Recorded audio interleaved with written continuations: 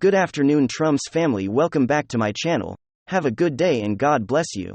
Let's get into the news. Alright. 2022 may be Barack Obama versus President Trump. What do I mean by that?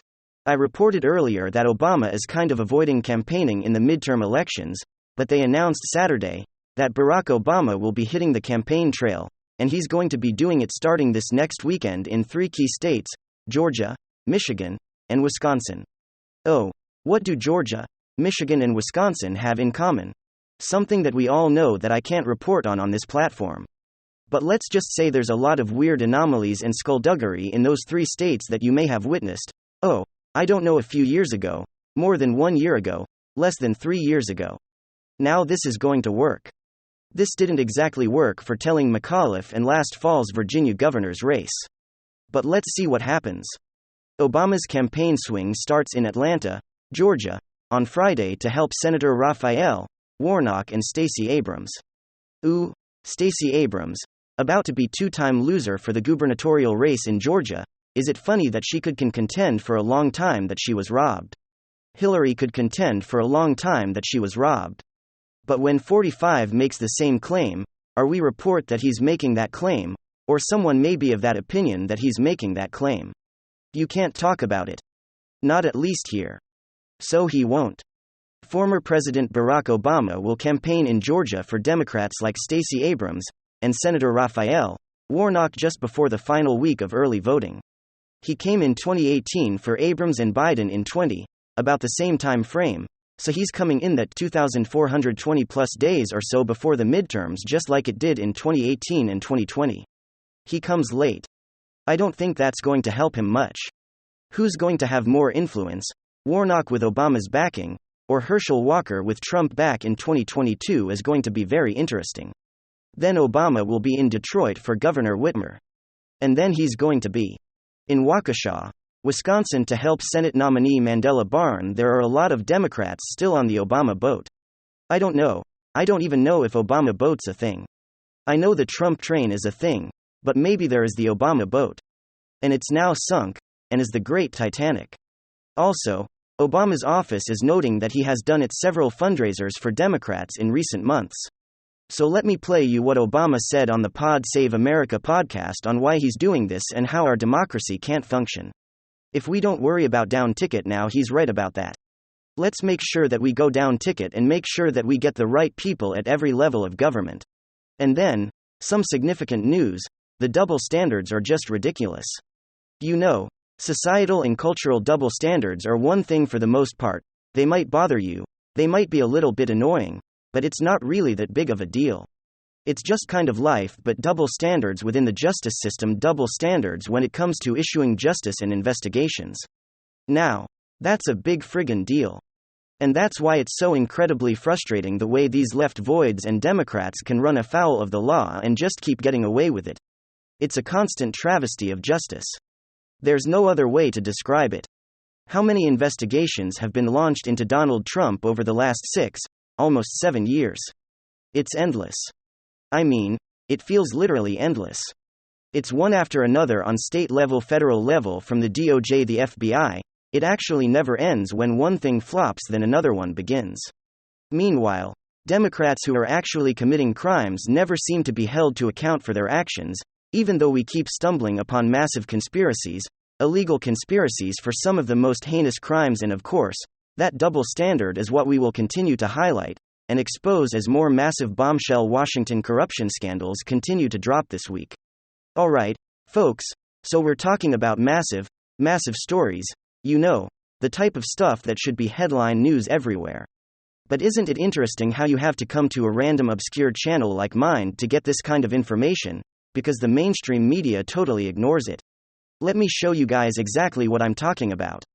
The first bombshell piece from the conservative brief: FBI offered $1 million bounty to Christopher Steele for evidence Trump dossier was valid. Sworn testimony in the trial of a Russian operative said to be the primary source behind former British spy Christopher Steele's dossier on the then GOP presidential nominee Donald Trump was laced with a bombshell revelation under questioning from special counsel John Durham in the trial of Igor Danchenko.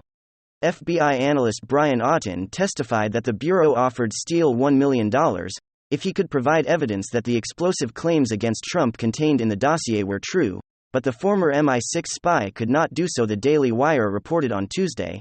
Auden testified that he and a group of FBI agents met with Steele on October 2021, years after he presented his dossier to handlers and offered him the $1 million stipend if he could provide factual evidence backing up the salacious allegations contained in the dossier.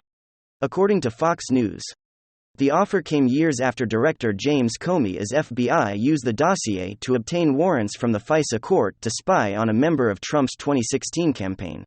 Now this shows the deep level of corruption and bias at the FBI. How is it that they use Christopher Steele's dossier to apply for a FISA warrant to spy on Donald Trump's White House and campaign, when they clearly knew that the evidence was totally uncorroborated and unsubstantiated? This proves that the FBI knew that the information had not been validated.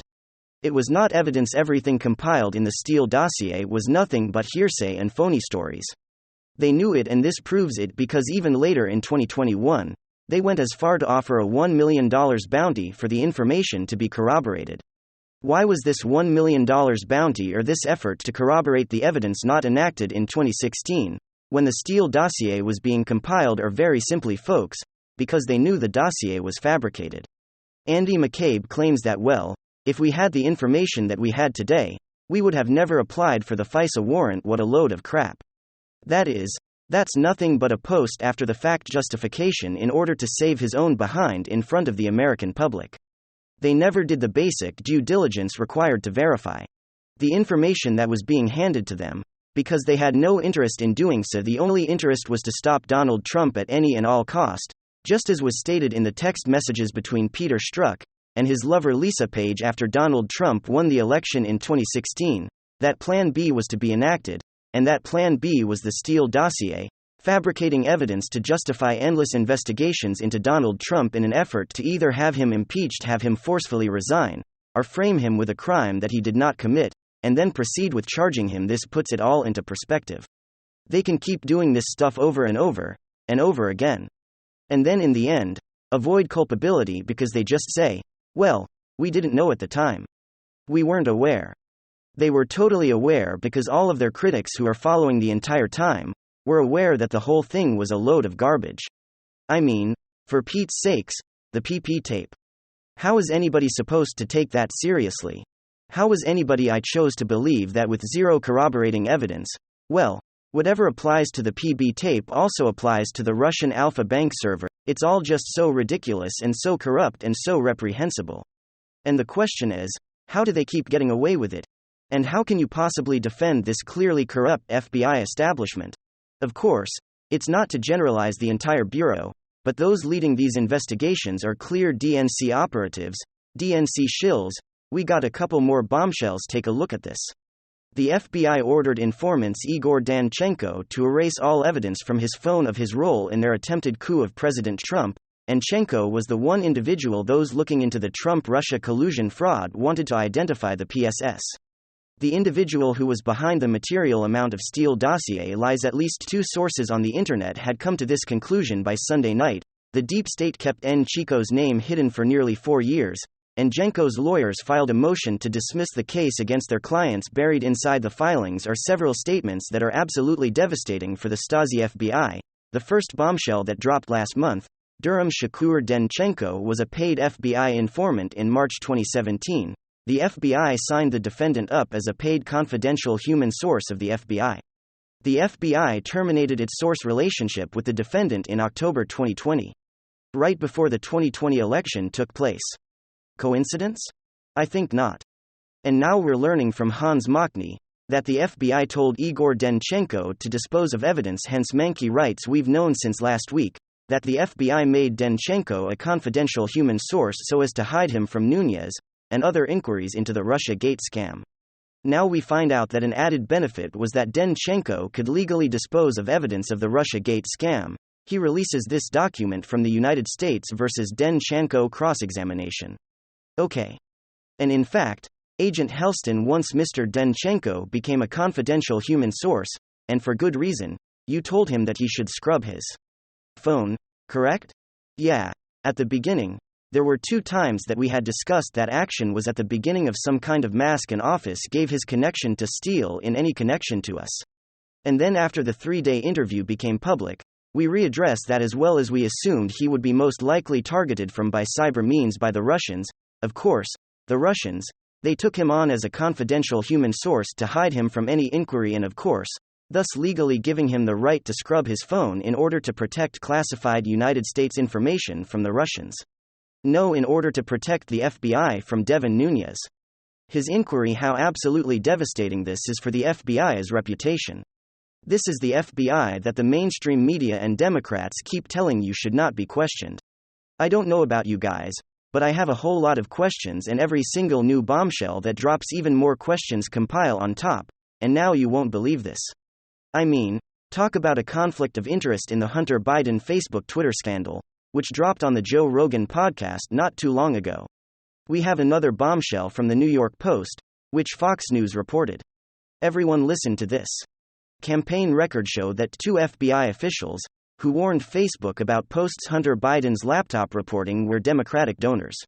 Okay, the individuals who warned Facebook and Twitter, and told them to censor the Hunter Biden laptop story, are Democrat Party donors.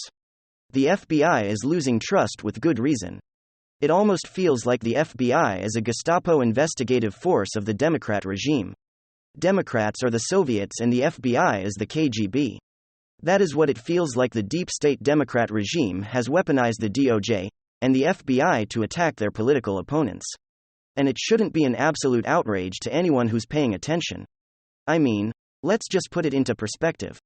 The FBI and the DOJ is working overtime to launch investigations into Republicans into Donald Trump in his orbit with absolutely no evidence, and in many cases by trying to fabricate evidence. Meanwhile, there's evidence of crimes involving Democrats across the board, whether it's Joe Biden, Hillary Clinton, Hunter Biden, the list goes on. And we see nothing. The only little prom have some sort of semblance of justice or potential justice comes from John Durham, and even the special counsel investigation doesn't seem to be coming up with much, and I don't think is going to be able to work its way all the way up to the top, where it really needs to be, aka directed at Hillary Clinton, but of course we'll have to see. Hopefully you folks enjoyed this chat this morning. Thank you very much.